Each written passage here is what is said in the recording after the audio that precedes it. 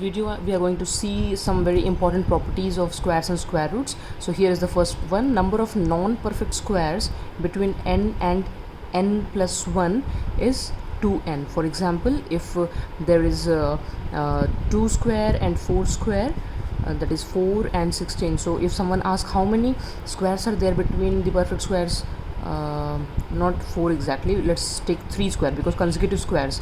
So if someone asks you how many non-square numbers are between 9 and 16, so it will be 2 into 3, which is 6, because 3 square, this we have to take n and n plus 1 square. This property holds true for that. So 2 into 3, so 6 non-perfect square lies. Sum of consecutive odd number is n square. For example, if someone asks what is the sum of consecutive odd numbers, or first 10 consecutive odd numbers sum is how much, if someone asks, so it will be 10 square, 100 will be the answer. Next is a perfect square ends in 0, 1, 4, 5, 6, 9. These are the unit digit with which a perfect square ends with. Next is square of even number is even, odd number is odd. Then perfect square has how many number of zeros? Even number of zeros at the end. Any perfect square whose root is n is the sum of what?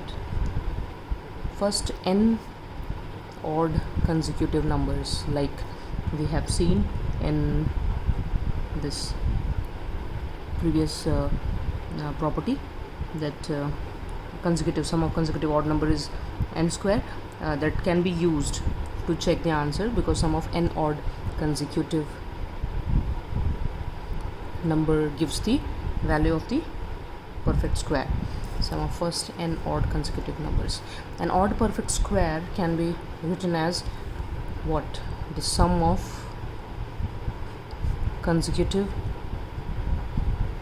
whole number. That is, for example, if I take 121, it's an odd perfect square. So this can be written as the sum of consecutive odd numbers. In what way? The formula is n plus 1 by 2 and n minus 1 by 2. So here when we do 121 by plus 1 by 2 and 121 minus 1 by 2, what do we get? We get 122 by 2 and 120 by 2. So it is 61 and this is 60. So 121 can be written as the sum of the consecutive whole number 61 and 60. When we add them, we get 121. So likewise, for any odd perfect square, we can write it as the sum of consecutive whole number.